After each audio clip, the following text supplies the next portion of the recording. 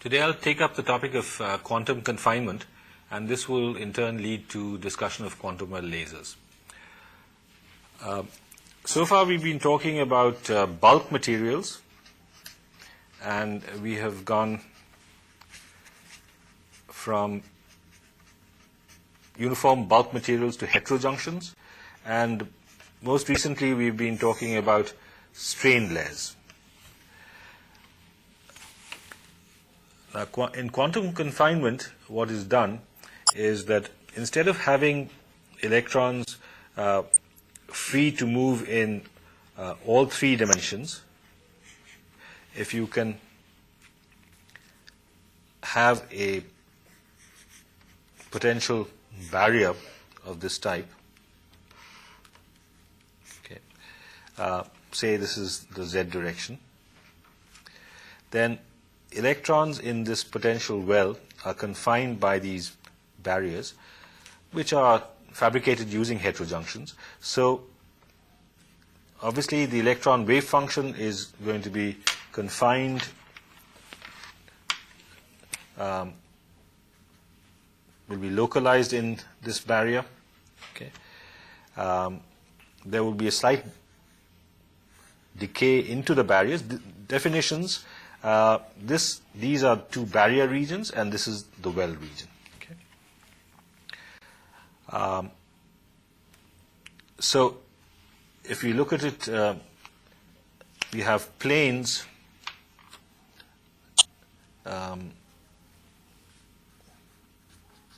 okay,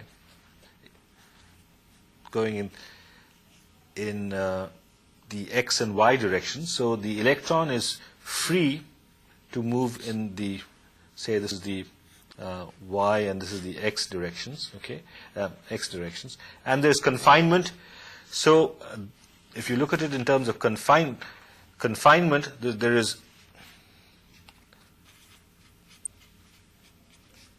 no confinement here, okay, in 3D. If you look at the mode's degrees of freedom,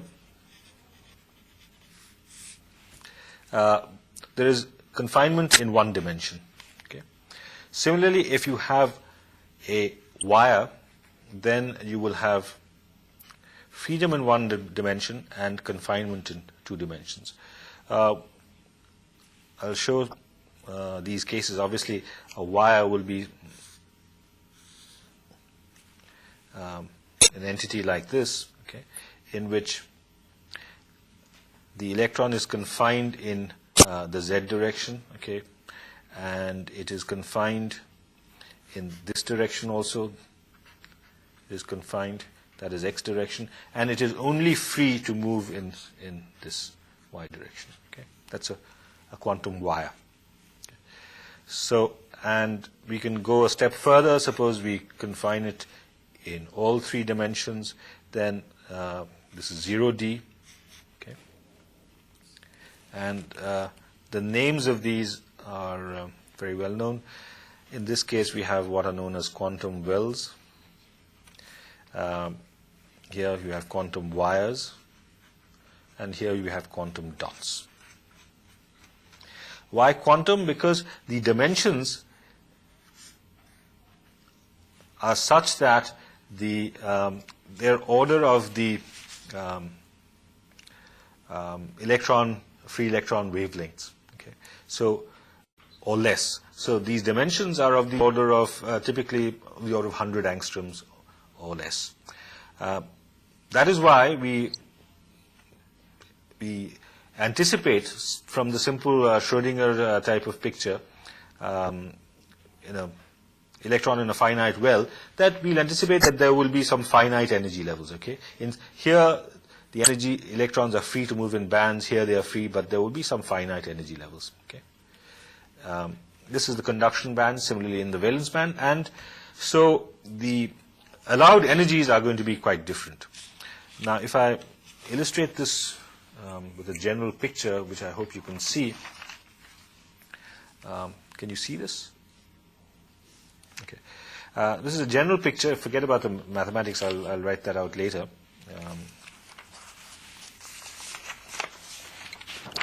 Forget about. Okay. Okay. Here you have a three-dimensional object in which the electrons can move in all three directions. Here you have 2D. The black portion shows, okay, the regions which are accessible to the electron. Okay. So here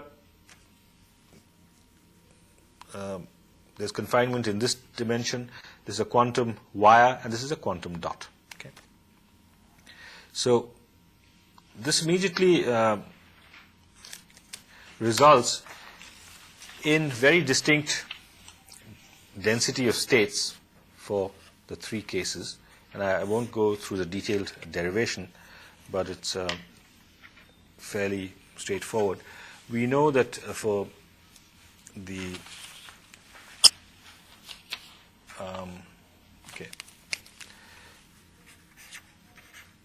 3D case, this is not writing properly. It goes as root, the density of states, say NE DE is twice m star by h cross by 3 by 2 by 2 pi squared, this constant. But the important thing is e to the power half. Okay. So if you illustrate that, that goes as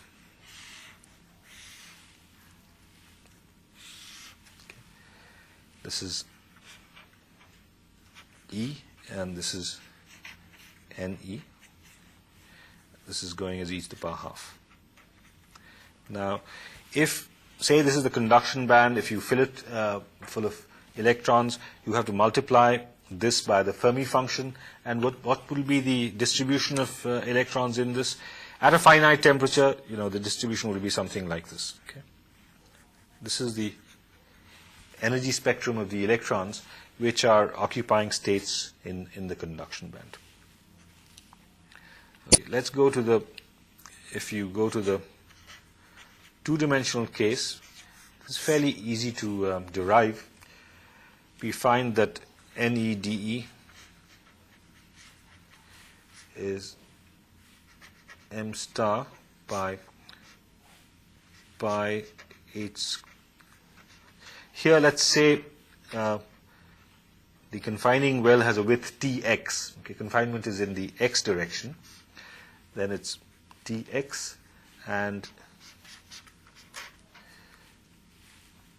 there is a step function, theta, E minus EL, which is depicted by something. Okay, what does this look like? It looks like a slab. Okay, this is with Tx. Okay, the electrons are free to move in the other two directions, and the density of states in this case is given by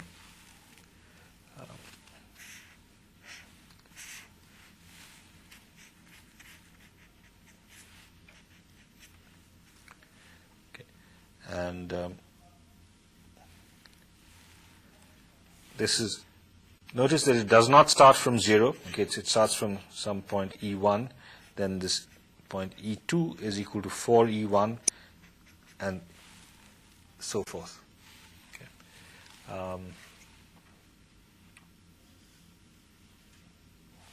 okay, so this is a very distinct step-like density of states with no available states here. This is like the 0-point energy of an electron in a potential well. Okay, this obviously manifests itself directly, this sort of density of states, in what is known as the quantum Hall effect. Okay, in which you see the Hall voltage as a function of magnetic field is not linear, but it displays steps like this. Okay, I think I have a view graph that demonstrates this.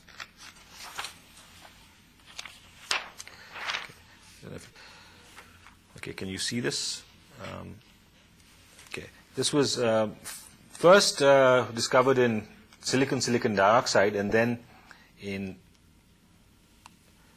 this structure, okay, where there's a two-dimensional electron gas which is confined between gas and algas at this interface. And if you just look at this, this is rho xy as a function of magnetic field, and normally you would expect that, okay, the expression is, this will be linear, but you see there are some distinct steps, okay? And rho xx, that is the resistivity tensor, that displays distinct peaks. And if you do the analysis, then Vy by Ix is equal to minus B by Ne, and the expression is given by this. And from this you can, Vy is, for example, okay, if you look at Vy is 1 by I plus 1, I being integers 0, 1, 2, H by E squared into Ix. Okay, so it's proportional to Ix, as in the conventional Hall effect, but H by E squared, this is fundamental constant. So you can derive, if you measure this very accurately, you know I's have integers values, you measure this very accurately, you can directly get values of H by 4E squared, which is 6.4532. This has been determined to about 20 places of decimal. This is called 1 Klitzing now. Okay, 6.45 kilo ohms. Okay, this is a fundamental one. From this you can determine what is 1 by alpha, the fine structure constant, very accurately. Okay, so instead of going for spectroscopy, as in the case of gases, from a solid state experiment at low temperatures, remember this temperature is T equal to 0.35 K. One can so quantum Hall effect is a fundamental importance in determining the constants. Okay, if we go to now one-dimensional systems, quantum wire. Okay. NEDE is twice m star to the power half pi h squared. Tx, ty, these are the two confining, and there are two integers here, L and M, E minus E L M to the power minus half. Okay, so what is the structure here? We are talking about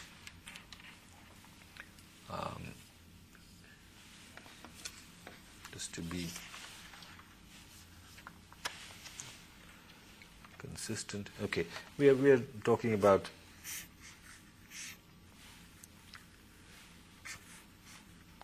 this is Tx. Okay, this is Ty. Okay, and there's freedom to move along this direction, Z direction. Okay. And what is this density of states? The density of states turns out to be highly peaked.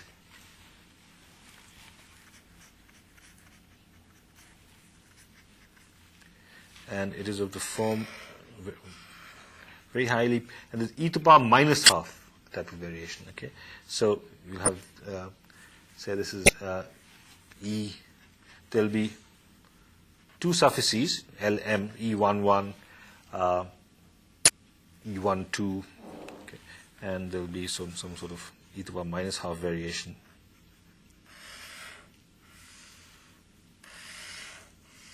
Okay. This is E going this way. So the density of states in one dimension is quite different from that in 3 dimensions and 2 dimensions. And if you look at the occupation, multiply this by a Fermi function, then the occupation of electrons is something like this. That is the region of energy where electrons occupy the states. And finally, 0D is quite easy to conceive of because it's a box, quantum dot or a quantum box. So there is confinement in addition to Tx, this Ty, okay, this is Tx, yeah, this is Ty, and there's also this dimension Tz. Okay. So electrons are in a box, and we know that here the density of states is just delta functions. So NE dE is 2 by Tx dy dz. Again, this is the spin degeneracy term. Okay, 2 electrons can occupy the same state, 2 electrons of opposite spins, and delta E minus E L M N. And if you look at the spectrum,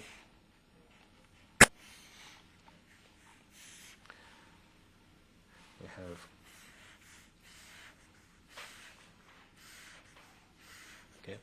E11, E12, E13, etc.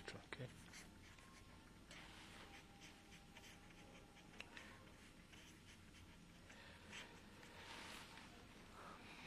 Now there are clever ways of making these quantum dots, either by typical material science techniques of fine nucleation, fine crystallization, etc., or you can in a way in which cadmium sulfide dots are made, cadmium selenide dots are made, or it can be done by clever growth, okay, epitaxy. Again, strain layer epitaxy. It turns out that if you take gallium arsenide and on that you start growing indium arsenide, which is heavily lattice matched, okay, and you start growing at a very slow rate, and the initial stages of nucleation, you will get nucleation of dots at regular intervals. This is connected with the lattice mismatch and the strain, because growth will not be permitted over the entire range. A small nucleus will form, and then no growth will occur. And it turns out that if you can get layers of quantum dots of the orders of, say, 30-40 angstroms, it turns out, which is something which is quite remarkable, that suppose on this you grow a gallium arsenide layer, okay, maybe 50 angstroms or something width. Yeah. And then you grow, again you grow indium arsenide, then the dots will grow exactly on top of this, okay? So you can have a layer of quantum dots. This is called, self-organized, the various names, and this is quite remarkable how you can grow 8 or 10 layers of these. And how does this know this layer know where the lower layer is? It is connected with strain, okay, the strain deformation, which gives lowest energy of formation here rather than there. And these have been used to grow quantum dot lasers over the last few years. What do you? The question is, can we grow it by masking?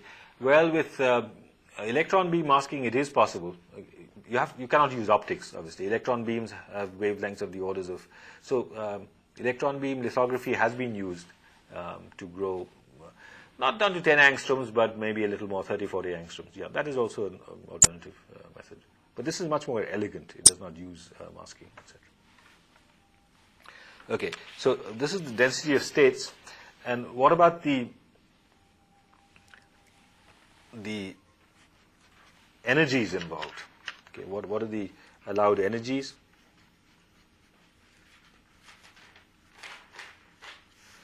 This follows from the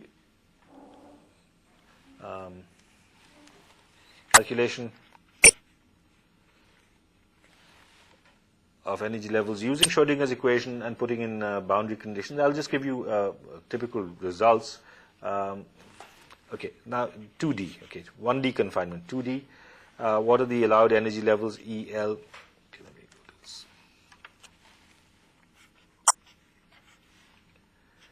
this. Will be h squared, pi squared. L is the index, which is integral, which varies, 2m star t, effective mass, Tx squared in the denominator. Okay, so as Tx goes down, this energy goes, if it goes down by a factor of 2, El jumps up by a factor of 4. This is in the x direction. In the y and z direction, the electron is free. So you have the typical h squared, a squared type of variation. Okay.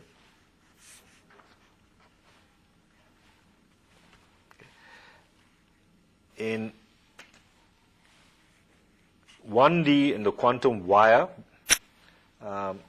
we have E, L, M, two indices, because they're confinement. And these relations you can write down, very symmetric. You can write down just looking at one. It'll be here L squared by Tx squared. Okay, so here it'll be L squared over Tx squared plus M squared plus over Ty squared. Okay, plus, and here it'll be just H squared Kz squared by twice M star. Of course, I'm simplifying things. The effective mass in the barrier, and in the well may not be the same. These two effective masses, I'll show they may be different. Okay, because this is in the confined region and this is in outside the confined region. What happens in 0 dimensions? This is the usual straightforward equation. E, L, M, N is H squared pi squared by twice M star L squared by Tx squared plus M squared by Ty squared plus N squared by Tz squared, where L, M, N are 1, 2, 3, etc. They are the quantum numbers. And this is the kinetic energy. Okay, this is just the kinetic energy of the non-confined, in the non-confined directions.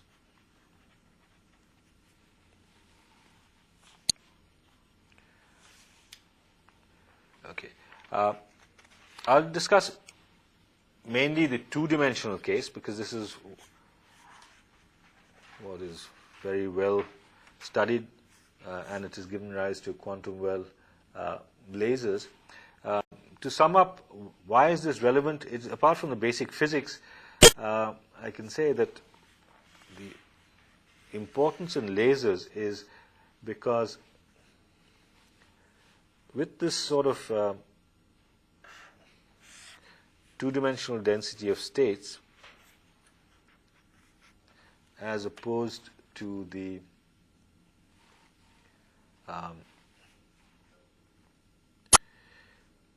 this is 2D, okay, as opposed to the usual 3D, which was something like that, one finds that the number of electrons, okay, Ne as a function of, which is this multiplied by the Fermi function. Okay, in the case of 3D, the distribution is something like this. Okay, whereas in the case of 2D, the distribution will be something very very sharp. Okay.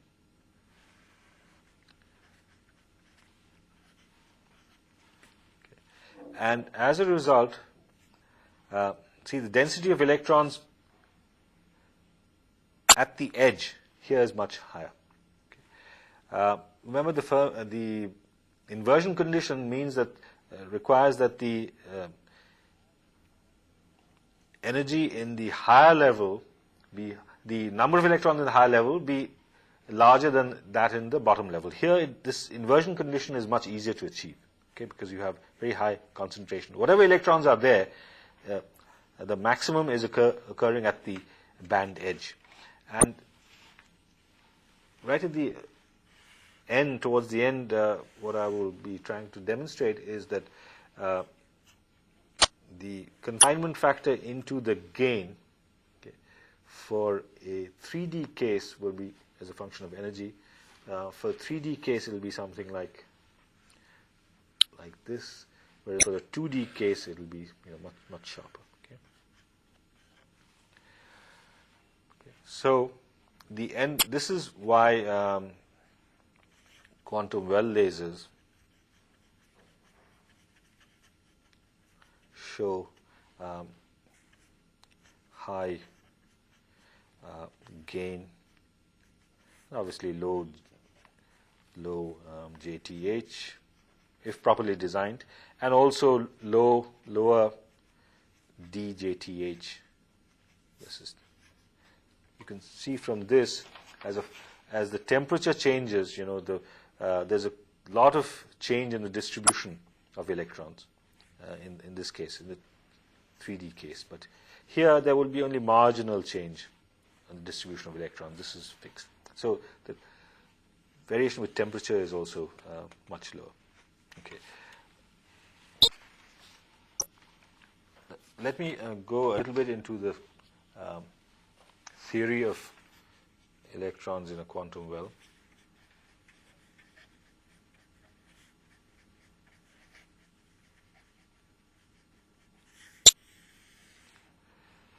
In order to calculate the gain, etc., we have to know the difference in the density of states, and we have to also know what are the electron and hole wave functions in a quantum well.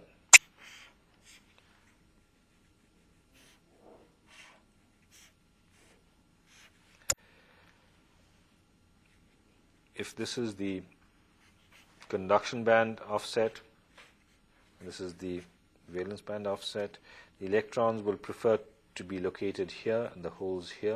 Okay. So what we have to try and calculate are the electron wave functions here and the hole wave functions here. Now obviously you can see that since the overlap, if properly designed, the overlap is going to be more because of confinement, the recombination probability will be more. Okay, and hence laser action will be improved.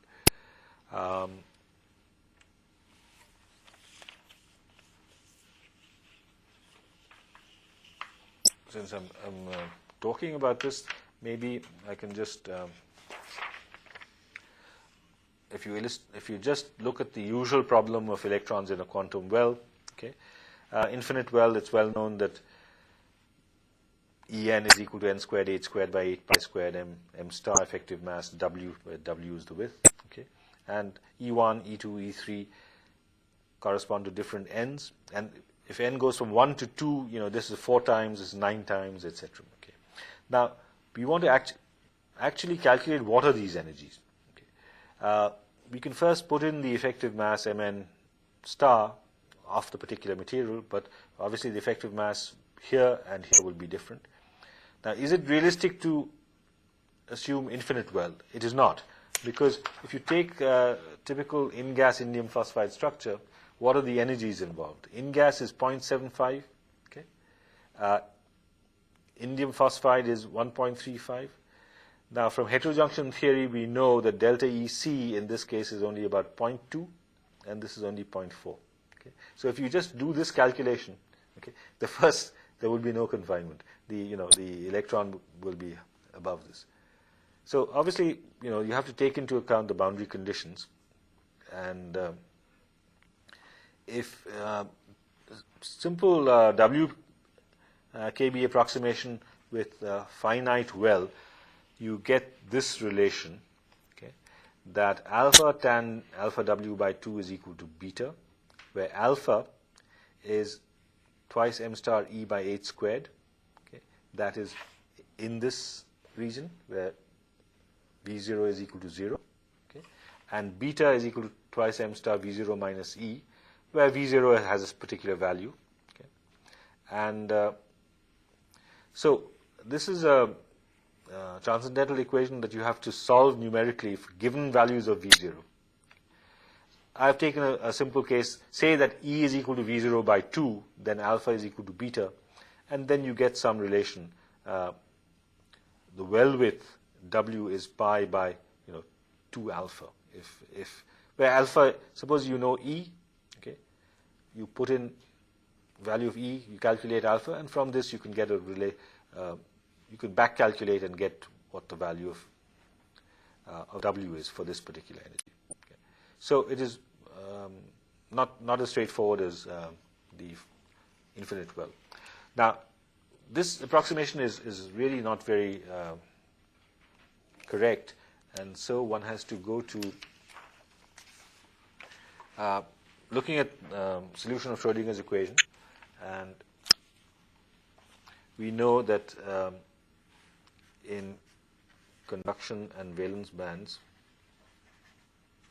free electrons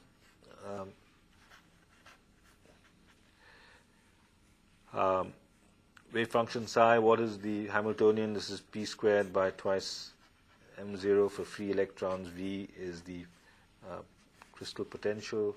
Psi is equal to E psi, okay, where VR is the crystal lattice potential.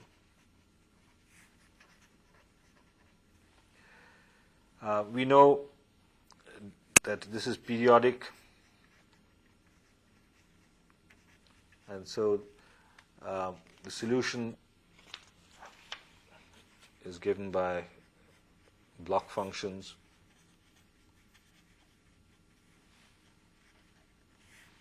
Psi is equal to E I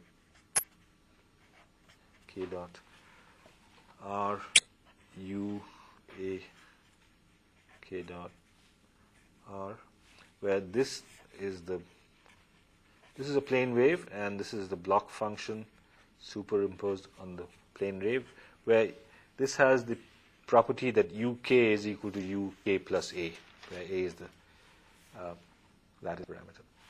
Okay, that's fine for free electrons in the bands. But suppose you have now quantum wells where you have localization. Obviously, electrons will prefer to be at a region of lower energy. So, localization. So,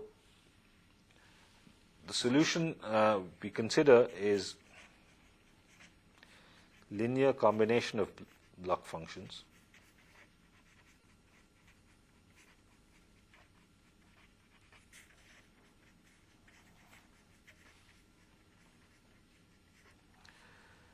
And we use an arbitrary set of expansion coefficients ak, e to the power I k dot r dot r u k r over the entire volume, and we can simplify this. This is an approximation. We can take this out of the integral e to the power I k.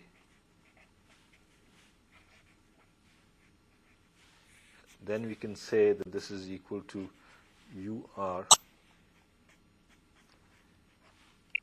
fr, where fr is called the envelope function.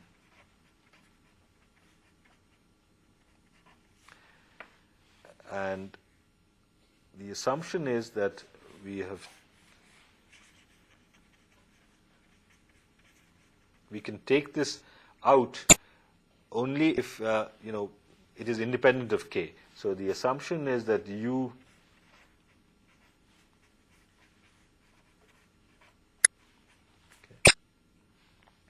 so this is called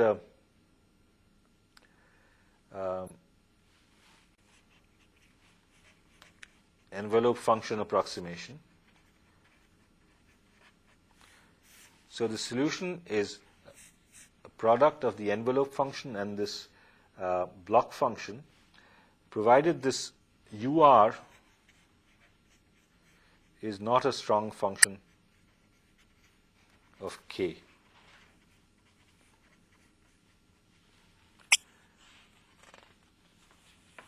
And at least near the band edge. Okay, band edge is,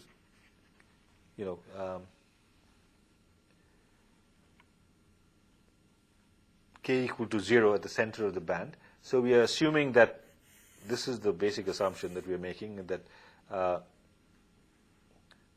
instead of having the integral of u kr, we are just taking it out, and we are saying that this is almost independent of k, and u 0r is equal to ur. Okay? So we are taking band edge this is a band edge block function. Okay? And this is a slowly varying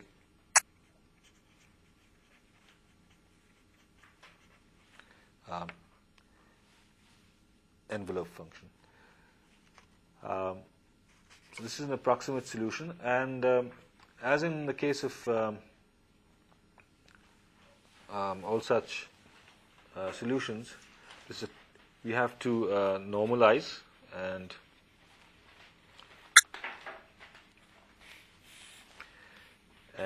in the direct notation we have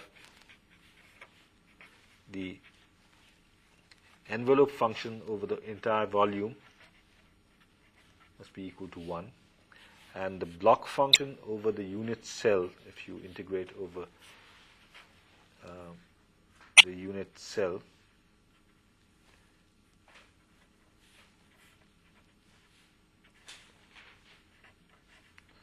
d cubed r will be equal to 1. So the magnitude of f will be 1 by v to the power minus half, whereas the block function magnitude is dimensionless.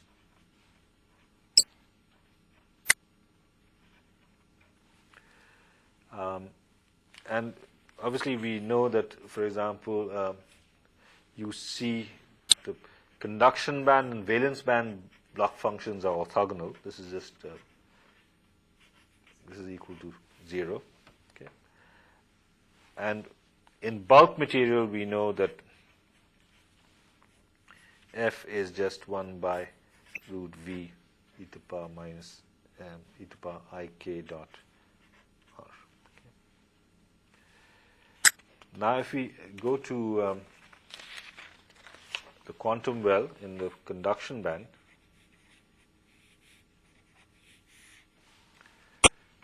in using k dot p formalism,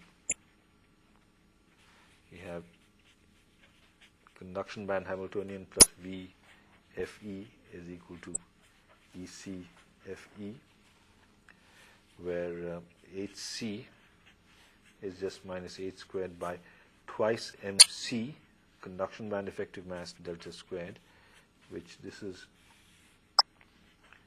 h squared by twice mc, kx squared plus ky squared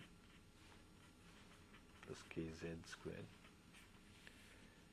where v is now the variation in the material band edge.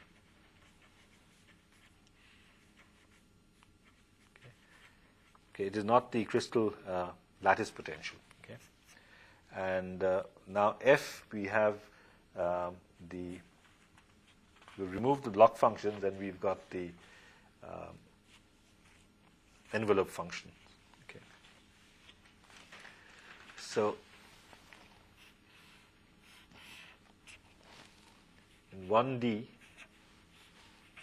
suppose V is equal to Vz. Okay, this is V0.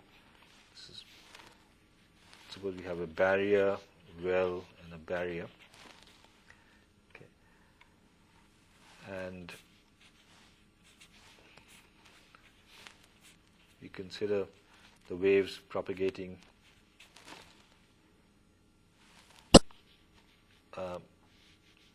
in the well and within the barriers. Then Fe, we can assume a solution of this type. Fe is Fez.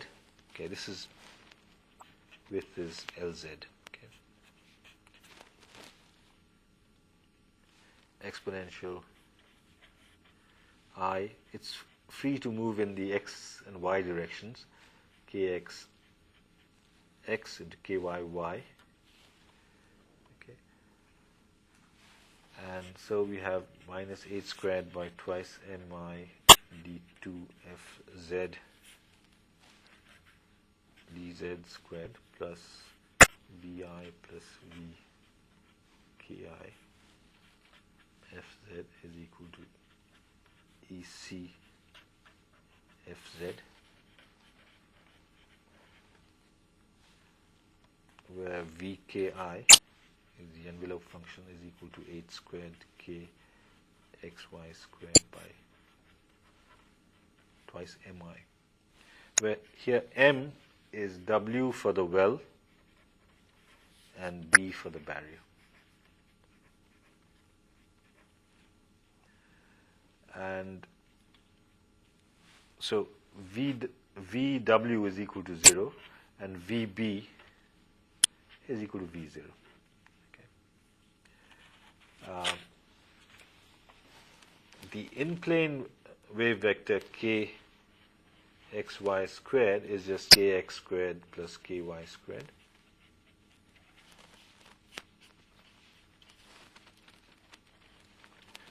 And Vki is the potential energy, and we can put Vki is equal to 0 initially. Okay, so next time I'll carry on, and we'll take the two cases for the well, where Vw is equal to 0, and for the barrier,